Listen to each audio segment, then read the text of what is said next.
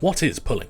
Pulling is a technique that you can use to tighten the engagement when you're split off from the main fight. In this situation, I find myself in a duel with the person I'm matching. This person is 1 hit to kill and I'm 3 hit to kill. What would you do in this scenario? Most players try to kill this opponent quickly and then 2v1 whoever remains. However, this isn't the best option. Instead, you should pull your opponent as they are 1 hit to kill and don't want to fight.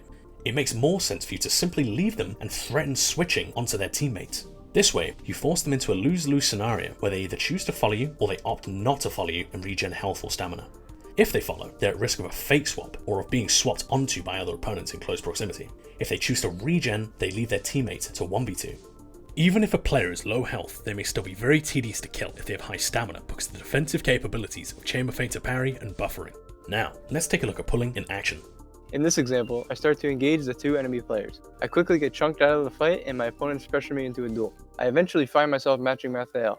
After a period of dueling, I bring Mathael the 1 hit to kill and begin to look for the pull. Once I see him start to move around the corner, I start to run away and meet up with Wizardish to finish off his opponent. Shortly after, Wizardish catches the opponent I just previously pulled. However, pulling also applies when your opponent is not 1 hit to kill. The majority of pulls occur due to a positional mistake from your opponent.